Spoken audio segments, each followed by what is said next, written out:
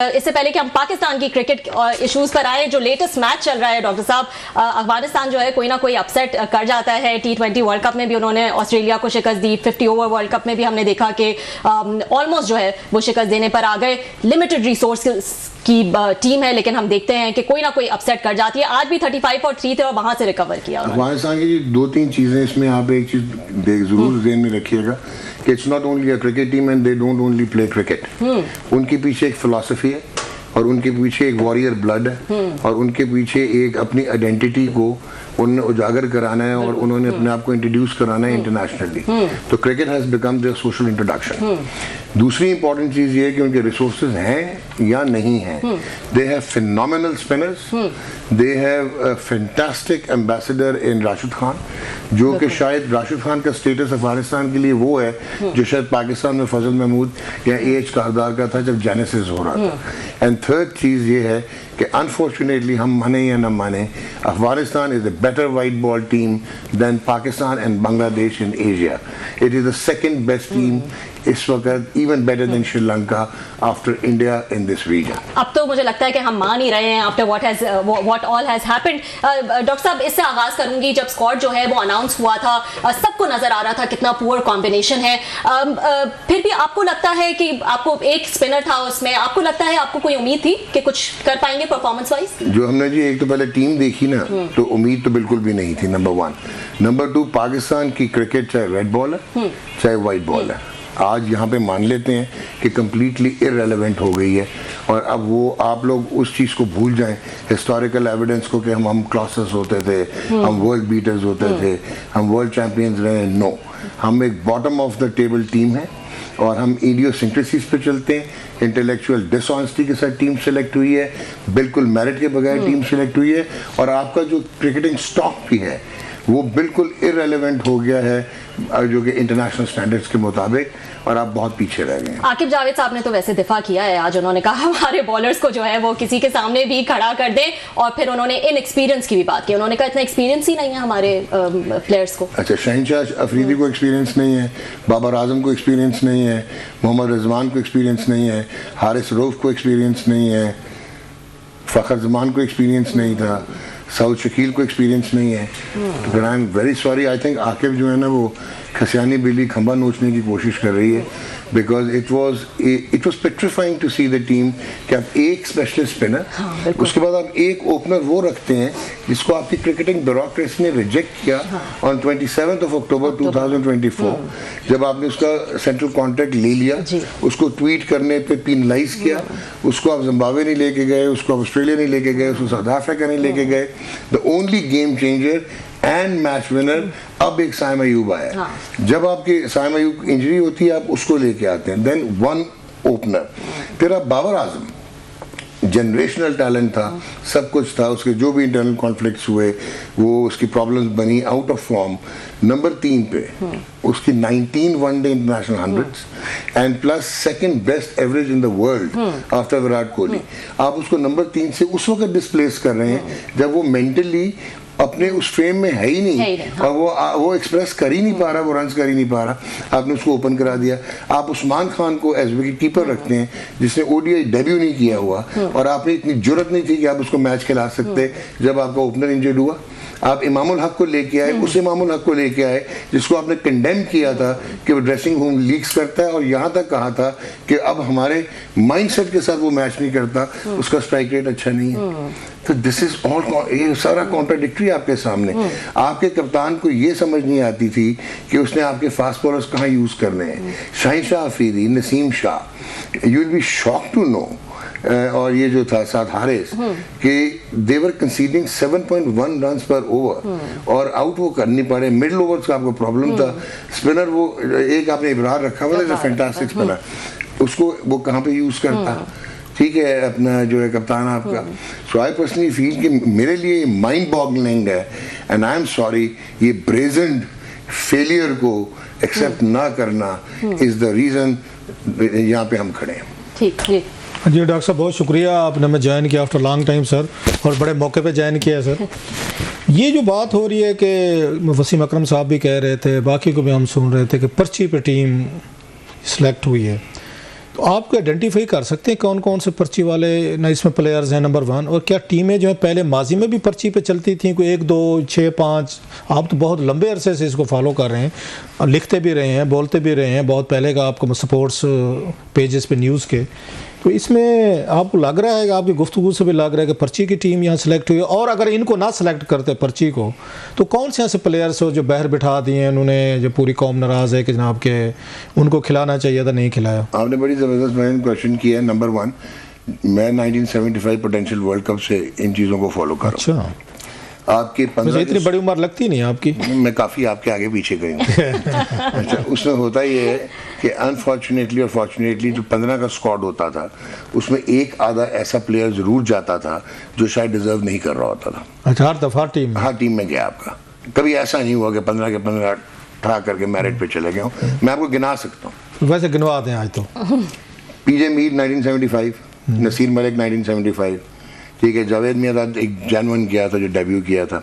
79 आपके वो slow left arm spinner हम लेके गए, एक अला बख्श हम हसन जमील को लेके गए, और हम नहीं लेके गए तो अजमत राना को लेके नहीं गए जो बेताशा रन्स कर रहे थे, 600 कर चुके हुए थे। 83 आपके प्रॉब्लम्स आए, शायद महबूब गए, राशिद खान गए, तो वो आपकी टीम में बहुत सारे ऐसे प्लेयर्स थे जो होने चाहिए थे। सो ये हमेशा होता रहा है, लेकिन इस पर कॉम्बिनेशन ही नहीं बना। एक दूसरा, आप ये जो कह रहे हैं ना इनसे प्लेयर बेहतर हो सकते थे या नहीं हो सकते थे, भाई इससे सीरियस बीमारी हो गई, इससे ज़्यादा सीरियस हो गया काम ये सीरियस हो गया है कि जो आपका फर्स्ट क्लास क्रिकेट का कैचमेंट एरिया है वो इतना इररेलेवेंट हो गया कि आपने 2 लड़के बेस्ट अपनी तरफ से टेस्ट क्रिकेट खिलाए, एक मोहम्मद हुरैरा और एक कमरान गुलाम। जब आप इंटरनेशनल क्रिकेट में वो आए, वो सिंक ही नहीं किए, वो एक्सपोज हो गए। ना उनकी टेक्निक है, ना उनका मेथड है, ना उनकी इनोवेशन है, क्योंकि मॉडर्न क्रिकेट चेंज हो गई है। ये प्रोसेस ड्रिवन क्रिकेट हो गई है। ये आपकी फिटनेस पे है, ये आपकी बायोमैकेनिक्स पे है, ये आपकी अब एक आपको सिचुएशनली एडजस्ट करना पड़ता है। मुझे आप बताएं, आप कहते हैं कि पावर हिटिंग के लिए 50 लड़के ले लिए और अब्दुल रज़ाक से खाएगा। अब्दुल रज़ाक को बायोमैकेनिक्स आती है, अब्दुल रज़ाक को लीवर का पता है, अब्दुल रज़ाक को पता है कोर किस वक्त डेवलप होगी, अब्दुल रज़ाक को पता है फ्लेक्शन कैसे होगी, उसको पता है कि मैं कौन सा लड़का जो है उसमें किसमें बॉटम हैंड आएगा, किसमें अपर हैंड आएगा। नो, सो दिस मीन्स आप वही हुआ है जो हॉकी में आपने किया था। FIH को आपने प्रपोज किया था कि आप ऑस्ट्रोटर्फ दे देंगे, ऑस्ट्रोटर्फ आपने दे दी, आपके पास 2.5 ऑस्ट्रोटर्फ थे, हॉलैंड में 500 लग गए। उन्होंने और हॉकी से वो कहाँ के कहाँ पहुँच गए, आप अपनी नीशी, मतलब हमारा हॉकी वाला हाल होने वाला है, हमारा हॉकी वाला। तो अच्छा, कोई प्लेयर्स नहीं बता रहे जो मतलब उन्होंने बात किया कि जावेद ने भी की है कि जनाब ये बेस्ट टीम थी और हमारे पास सुफियान हकीम को आप लेके गए, आपने खिलाया। फैसल अकरम को आप लेके गए, आपने खिलाया, वो स्पिनर्स थे। इरफात महनाज को आप लेके गए, आपने खिलाया, वो स्पिनर्स थे। तो दूसरा स्पिनर क्यों नहीं था? एक स्पिनर इब्रार क्यों था इस टीम में? अगर आकिब यही कह रहे हैं कि मेरिट पे थे, कैसे विकेट कीपर रिजवान आता था? दूसरा ओपनर क्यों नहीं था? ठीक है, उसके बाद मुझे ये बताएं कि आमिर जमाल ऑलराउंडर था आपका, अगर वो बॉलिंग फिट नहीं था तो आपने उसको साउथ अफ्रीका में क्यों खिलाया? और अगर आपने साउथ अफ्रीका में खिलाया तो ये लड़का कैसे वापस आता था, Rana Faheem? So this clearly shows कि यार ये टीम आपकी टीम ही नहीं है। इससे पहले हम आगे जाएं, आप समझते हैं कि Aqib Javed was the right choice for this huge job? कि इससे पहले जो इंग्लिश गोरे हमारे हेड कोचेस भी रहे, बड़े बड़े नाम रहे हैं, उसके बाद आकिब जावेद को लेकर आना, आप समझते हैं मेरिट पे ये हेड कोच लगते थे या फिर यहाँ भी पर्ची ने काम किया? देखिए, आकिब ना सिचुएशनली एक सिचुएशन में आ गया और सिलेक्ट हो गया। आपको मैं बड़ा फ्रैंकली बताता हूँ, आपने बहुत ज्यादती की गैरी कर्स्टन के साथ। अच्छा। खुद लेके आए, खुद ही आपने उनकी, देखें वो है, वो अगेन वही वाली बात है, वो प्रोसेस पे चलते हैं और मेरिट पे चलते हैं, पर्ची पे नहीं चलते। आप उनको लेके आए, आप जेसन गैलिस्बी को लेके आए। अच्छा, उनका एक मेथड है, उनका एक तरीका है, वो ये नहीं करेंगे अच्छा जी रऊफ साहब तुझे 5 मिनट लेट हो गए, वो खैर है। नो, दे लास्ट यू कि आप लेट क्यों? ये नहीं, खबर आपके साथ शेयर कर लें, वही मैं देख रहा था, अफगानिस्तान ने उनको हरा दिया इंग्लैंड को by 8 runs, yes. Now, this is right in front of you. अच्छा, इनका भी सुन लें, 2022 से इनके साथ है जोनाथन ट्रॉट कोच। आज तक वही है, हमारे 9 चेंज हुए हैं इस टाइम पे, 3 सालों में जी। उनके पास वही है। और इन्होंने 2000 वैसे फिर रिजल्ट तो एक ही, वो लोग कह सकते हैं कि जिसने वो हुआ था ना किसी बंदे को, उसको कत्ल की फांसी की सजा होगी, तो उसने पूछा तुम्हारा वकील कौन था, उसने कहा फलां था, उसने कहा कितने पैसे दिए, तो उसने कहा 5 लाख रुपये फीस दी थी, उसने कहा फांसी लगवाना था तो 5,000 में मैं करा देता। तो ये काम अगर उन्होंने, मतलब जिनका बता रहे हैं कि अगर वो भी 3 साल बाद ही उन्होंने आगे अफगानिस्तान से हारना था तो पाकिस्तान तो फिर नहीं, जोनाथन ट्रॉट कोच है इनका अफगानिस्तान का, सॉरी 2022-23 से। अच्छा, गलती और आप उनकी माइंडसेट देखें, 2023 में उन्होंने अजय जडेजा लिया मेंटोर, और अभी आपको पता है आजकल कौन है उनका एडवाइजर और mentor? Yunus Khan. And you have not used Yunus Khan and Afghanistan is using Yunus Khan. तो ये सारी प्रायोरिटीज की बात है, चॉइसेस की बात है। इस पाकिस्तान क्रिकेट में आकिब ने जो स्टेटमेंट दी, अभी आपने एक सवाल पूछा था एज ए हेड कोच, एक तो आप सिलेक्टर बने, आप कन्वीनर बने, और आपने उनकी पावर्स ले ली उन कोचेस की जो बाहर से आए हुए थे, और फिर आप जब खुद हेड कोच बने तो आपने वो पावर्स कंसीड नहीं की। आपने 2 टेस्ट मैच वो पंखे शंखे लगा के इंग्लैंड से जीत लिए, और आपने एक वो क्रिएट कर दिया कि जी हवा क्रिएट कर दिया कि this is the way forward, but that was not the way forward. ठीक है, वो स्टॉक कैप अरेंजमेंट था। आपकी वाइट बॉल टीम, आप ऑस्ट्रेलिया में जीते, लोग काउंटर आर्गूमेंट करेंगे। ऑस्ट्रेलिया की टीम क्या थी? 1, और दूसरा यस, वो लड़का जो है साइम अयूब, वो एक मॉडर्न क्रिकेटर है, वो बड़ा बेहतरीन है। ऑस्ट्रेलिया में उसने जिताया, साउथ अफ्रीका में उसने जिताया। सलमान अली आगा, यस एक प्रोडक्ट अच्छा है, लेकिन उस तरह का नहीं है कि वो अकेला लेके आपको कहीं चले जाएगा। So at the end of the day merit पे बिल्कुल टीम सेलेक्ट नहीं हुई। हॉरिफिक जस्टिफिकेशन है। इसमें कुछ जख्मी भी तो हुए हैं प्लेयर, जैसे सैम अयूब हुए हैं, फखर जमान हो, जो टॉप के ओपनर्स से जो मतलब एग्रेसिव क्रिकेट खेलते हैं, मॉडर्न क्रिकेट खेलते हैं, तो थोड़ा सा मार्जिन तो चले सर, थोड़ा सा मार्जिन देते उनको दिया जा सकता है कि प्लेयर। शाहीन और नसीम भी यू थिंक कि प्रॉपर रिहैब के बाद आए, मतलब उनमें ये दोनों बातें आप ही कर देते हैं, इनका पहले मैं जवाब देता हूँ। पैट कमिंस, उसके बाद अपना उनका जो है Josh Hazlewood, Mitchell Starc, Marcus Stoinis, Mitchell Marsh, वो 5 तो नहीं आए। उन्होंने तो फिर धो दिया उस दिन जिस तरह वो मैच जीत के गए हैं, because cut for role players हैं, वो नामों पे नहीं चलते, वो अपने रोल्स, इंटीग्रेटेड रोल्स पे चलते हैं। अभी इन्होंने जो बात की है इसकी शाहीन अफरीदी की, शाहीन अफरीदी भी I had sent an article, I have written an article. Shaheen Afridi का जी हुआ ये कि जब उसका नी रिहेबिलिटेट किया तो अनफॉर्चुनेटली हमारे यहाँ मेडिकल पैनल को कोई लिफ्ट नहीं कराता, और हमारे जो हैं वो डिप्लोमा होल्डर्स चलाते हैं, और ये कॉन्सेप्चुअलाइजेशन ही नहीं है क्रिकेट बोर्ड में कि आजकल वर्कलोड मैनेजमेंट और इंजरी प्रिवेंशन और physical fitness is more integral than product development. So आपके शाहीन के साथ ये हुआ कि उसका नी को प्रोटेक्ट करने के चक्कर में ये जो आपके दोनों बाजू हैं उसके वो लंबा है, उसने उसको रैपिडली करना शुरू किया लीवर्स।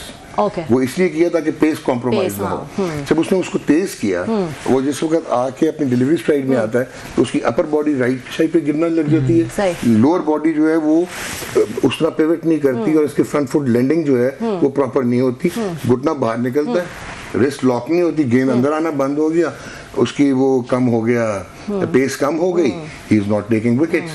नसीम शाह, आपकी थ्रोइंग आर्म की इंजरी हुई, इम्पिंजमेंट सिंड्रोम हुआ नर्व का, अगेन कॉन्टैक्ट इंजरी थी, आपने स्कैन ही नहीं करवाया। उसके बाद जब आपने रिहैब करके उसको लेके आए, आपने रियलाइज ही नहीं किया कि वो उस लेंथ को हिट ही नहीं कर सकता बिकॉज ऑफ द इम्पिंजमेंट। जब वो उस लेंथ को हिट नहीं करेगा वो आउट नहीं करेगा। दिस इज 80% आपका फिट था हारिस, आपने उसको चैंपियंस ट्रॉफी खिला दी। अगर वो इंजर्ड हुआ और आप लेके, आपका ये हाल है। मोहम्मद हसनैन को आप लेके आए, एक मैच खिलाया, आपने बाहर बैठा दिया। अच्छा, एक तरफ आप कहते हैं हमने बैटिंग को डीप करना है, राना फहीम अशरफ ऑलराउंडर होगा, बॉलिंग को डीप करना है, उससे 2 ओवर करवाए आपने पूरे इस चैंपियंस ट्रॉफी में। सो आई डोंट नो। अच्छा डॉक्टर साहब, आपने यहाँ पे वो एक बात की थी पावर हिटर्स के हवाले से, तो उसमें 2 चीज़ें मैं आपसे पूछना चाहूँगी कि दुनिया भर में जो क्रिकेट खेली जा रही है, एक प्रॉपर डोमेस्टिक स्ट्रक्चर होता है जिससे प्लेयर्स जो हैं वो ऊपर आते हैं और फिर हम देखते हैं कि वो उस तरह से जो है वो सामने लाए जाते हैं। हमारा अगर वीक डोमेस्टिक स्ट्रक्चर है तो उसके लिए हमने ये डिसाइड किया कि हम मेंटर्स रख लें, वो कोई कमाल दिखा देंगे। फिर हम देखते हैं, जैसा आपने जिक्र किया पावर हिटर्स का, अगर पावर हिटर्स जो हैं वो हमारे वीक हैं या हमारे पास नहीं है तो हमने रज़ाक को स्ट्राइक फोर्स बना के दे दी। सो दिस इज लाइक री इन्वेंटिंग द व्हील, और वो सब कुछ करना जो कि दुनिया भर में नहीं हो रहा है। Why is that so? हम कॉपी कर लें कि दुनिया भर में क्या हो रहा है, क्या प्रोसेस हो रहा है। अनफॉर्चुनेटली एक देखें, Razzaq was one of the finest allrounders, a very good natural power hitter, लेकिन अब पावर हिटिंग एक साइंस है, बिल्कुल। ठीक है, और कौन सा लड़का पावर हिटिंग के लिए है, कौन सा नहीं है। किस में कितनी एबिलिटी है, बायोमैकेनिकल सर्वे होता है। बायोमैकेनिकल सर्वे के बाद एक बायोमैकेनिकल असेसमेंट रिपोर्ट होती है, फिर एक उसका असेसमेंट बोर्ड बैठता है और फिर वो डिसाइड करता है कि ये हिटिंग कर सकता है, ये नहीं कर सकता, और फिर आप मल्टी डिसिप्लिनरी इंटीग्रेशन करते हैं। अगर आप ये देखें ऑनरी क्लासन या लियाम लिविंगस्टन, वो गोल्फर स्विंग मारता है, वो गोल्फ की स्विंग है जो कि वो क्रिकेट में उन्होंने इंटीग्रेट की है। सो वो टियर एज ग्रुप से आएगी, under 13s, under 16s, under 17s, फिर वो परफेक्ट होंगे, फिर मसल मेमोरी बनेगी, फिर रेपिटेशंस आएंगी। अब मेरी उम्र में अगर आप यहाँ इसको कहेंगे सऊद शकील को कि यार अब तू ये रैम्प शॉट मारना शुरू कर दे, वो परफेक्शन नहीं ले सकेगा, वो नहीं डेवलप कर सकेगा नई शॉट्स को। सो प्रॉब्लम, आपकी प्रॉब्लम ये है कि आप प्रोसेस ड्रिवन नहीं है, आपका एक ऐसा सिलेक्टर है जो फर्स्ट क्लास क्रिकेट ही नहीं खेला हुआ, तो उसको कैसे ले आए हैं फिर इसमें कि जी वो डाटा एनालिस्ट है।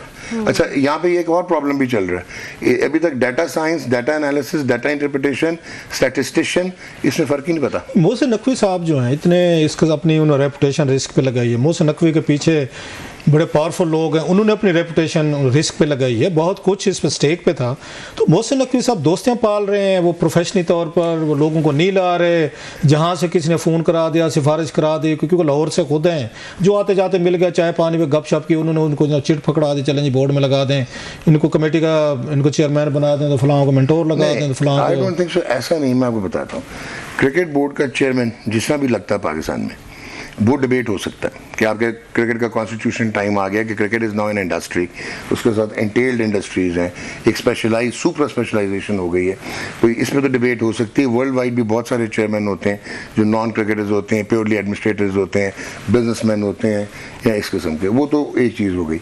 हमारे यहाँ सबसे बड़ा प्रॉब्लम आपके एक्स टॉप क्रिकेटिंग सेलिब्रिटीज़ हैं, जो कि एक दिन हेड कोच होते हैं, दूसरे दिन मेंटोर होते हैं $18,000 पे, जो ये बात कर रही थी, रोल किसी का कोई डिफाइन नहीं होता। तीसरे दिन टीवी पे कमेंटेटर, तीसरे दिन कमेंटेटर होते हैं, चौथे दिन एनालिस्ट होते हैं, ठीक है जी, और पांचवें दिन पता लगता है कि वो वापस डायरेक्टर आ गए हैं किसी क्रिकेट बोर्ड में। वो साइक्लिकली वही नाम चली जा रहे हैं, वही एडवाइज़र बन जाते हैं। अच्छा, अब आप मुझे एक चीज़ बताएं रऊफ भाई और रबिया, आप मुझे ये बताओ कि मैं एक अगर मेडिकल प्रोफेशन से डॉक्टर हूँ, तो मैं बेहतर ज़्यादा जानता हूँगा कि रिहैब इसकी शाइन की कैसे होनी, मेरा मास्टर्स है बायोमैकेनिक्स में, या राशिद लतीफ़ को ज़्यादा बेहतर पता होगा कि बायोमैकेनिक्स जो है वो ज़्यादा जानेगा। नो, हमारे यहाँ प्रॉब्लम ये है। अब आपको मैं बताऊँ, आपका डायरेक्टर इंटरनेशनल क्रिकेट PCB का होटल मैनेजमेंट की डिग्री थी, ठीक है, और ये आपकी हॉर्स राइडिंग की कमेंट्री कर रहे होते थे, वो रेसिंग की, हॉर्स रेसिंग की कमेंट्री कर रहे होते थे। आपके लॉयर्स जो हैं वो चीफ ऑपरेटिंग ऑफिसर्स रहे हैं। तो इस किस्म के जब आपके एडवाइजरी रोल में तो हम कह सकते हैं कि जैसे हॉकी हमारी बेचारी अपनी तबाही उम्र पूरी करके ख़त्म हो गई, तो क्रिकेट भी अपनी तबाही उम्र की तरफ जा रही है। और उसके साथ मैं ऐड करता जाऊं कि क्रिकेट को ब्लेम किया जाता है कि इतना ग्लैमराइज किया गया, इतना पैसा डाला गया कि बाकी सारे खेलों को ये खा गए, इस कौम को और कोई काम ही नहीं है माँ से क्रिकेट के। हॉकी गई, कबड्डी गई, फुटबॉल गई, वॉलीबॉल, मतलब नेम एनी जो भी था, तो यह एक वहद आपकी क्रिकेट बाज गई। तो क्रिकेट भी माशाल्लाह लगता है कि अपने इसमें दो चीज़ें हैं, एक तो ये है कि हॉकी और स्क्वॉश में यू वन 30 वर्ल्ड टाइटल्स, लेकिन उसके बाद क्योंकि आप ब्रांडिंग नहीं कर सके, क्योंकि आप एक स्क्वॉश प्लेयर जो रिक्वायरमेंट थी मॉडर्न स्क्वॉश की, आप उसमें इन्वेस्ट नहीं कर सके, फिर जो उनको आप स्पॉन्सर्स नहीं लेके दे सकते क्योंकि बहुत महंगा उनको पैसे चाहिए होते हैं, दे compete in the international tournament. Hockey में आपके पास FIH के पास पैसे नहीं होते थे तो फारिग हो गई। क्रिकेट में आपकी ग्रांट आती है ICC की, तो पैसे आते थे, पैसों की वजह से, क्योंकि ये सेल्फ जनरेटिंग रेवेन्यू था, सेमी ऑटोनमस था, तो तब तक आपकी क्रिकेट चलती रही है। प्रॉब्लम क्या आ रही है कि अब इनको ये रियलाइजेशन नहीं हो रही कि यार ये आकिब जवेद के पंखे लगाने से, पिचेस बनाने से, मैच जीतने से, या अब्दुल रज़ाक से स्ट्राइक फोर्स बनाने से आप टीम नहीं आगे कम्पीट कर सकेंगे। इंटरनेशनल क्रिकेट पोलराइज हो गई है, जिसमें India, England, Australia, New Zealand and to some extent जो है साउथ अफ्रीका, ये डिफरेंट टीम्स हैं, ये सिचुएशंस के मुताबिक खेलती हैं, सुपर फिटनेस पे खेलती हैं, माइंडसेट के साथ खेलती हैं और प्रोग्रेसिव प्रोसेस ड्रिवन खेलती हैं। मेरे ख्याल उन्होंने एक ब्रेक लेना है, उसे जाने से पहले एक सवाल मैं ज़रा आपको लिए मैं छोड़ता जाता हूँ। वसीम अकरम ने कल या परसों बड़ी मतलब अच्छी खासी उन्होंने हार्श तनकीद की है, और ऑफ कोर्स आकिब जवेद के और वसीम अकरम के तल्लुकात कभी अच्छे भी नहीं रहे, we all know that.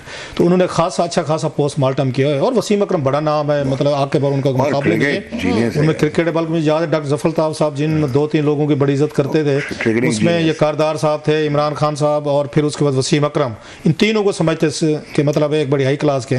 Wasim अकरम कह रहे हैं कि 6 ये प्लेयर जो है ना बड़े, इनको आपको निकालना पड़ेगा, इनको निकालें फिर टीम ठीक होगी और नए लड़के लेकर आए। और आकिब जावेद साहब कह रहे हैं जनाब मैं अंडर 19 फिर खिलाऊं फिर क्या करूं। सो दोनों मतलब इस वक्त हम देख रहे हैं वसीम अकरम की एक सोच है, एक आकिब जावेद की सोच है। आप किस सोच के साथ खड़े होते हैं? मेरा ख्याल ब्रेक ले आए, इसके बाद आपसे डॉक्टर साहब से बड़ा इस अहम सवाल भी, क्योंकि दोनों की आपस में बड़ी एक मतलब सख्त किस्म की एक लड़ाइयाँ भी रही हैं वसीम अकरम की और आकिब जावेद। क्या ये वो बैकग्राउंड है या वाकई वसीम अकरम जो है वो प्रोफेशनली तौर पर? वसीम अकरम प्रोफेशनली हर्ट। चले आप वापस आ जाएं तो सही नाज़रीन, एक ब्रेक लेते हैं और ब्रेक के बाद डॉक्टर साहब हमारे साथ मौजूद होंगे तो हम अपनी बातों का सिलसिला जारी रखेंगे। See you after a short break.